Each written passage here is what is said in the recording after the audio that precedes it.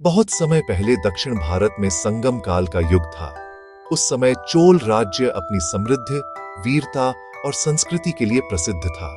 इसी राज्य के पास बहने वाली पवित्र कावेरी नदी के किनारे बसा था एक छोटा सा गांव, पजैयार। गांव की सुहानी दुनिया।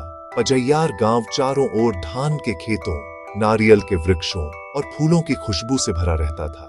सुबह होते ही किसान खेतों में चले जाते और महिलाएं नदी किनारे पूजा करती। शाम को मंदिर की घंटियां पूरे गांव में मधुर ध्वनि फैलाती। इसी गांव में रहता था एक बहादुर युवक, अरिवन। वह बचपन से ही तलवार चलाने और घुड़सवारी में निपुण था। उसका सपना था कि वह चोल सेना में शामिल होकर अपने राज्य की रक्षा करे। गांव में ही रहती थी एक बुद्धिमान और सुंदर युवती, कावेरी।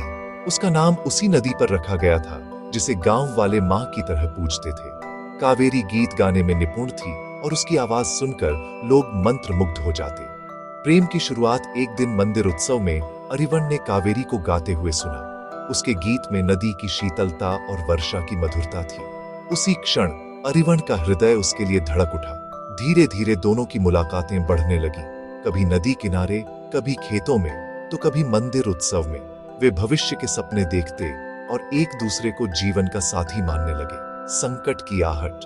लेकिन एक दिन खबर आई कि पड़ोसी राज्य के सैनिक चोल सीमा पर आक्रमण की तैयारी कर रहे हैं। गांव में भय फैल गया। अरिवन ने बिना देर किए सेना में भर्ती होने का निश्चय किया। रवाना होने से पहले वह कावेरी से मिलने नदी किनारे गया। कावेरी ने कांपती आवाज में पूछा, क्या तुम लौट कर आओगे?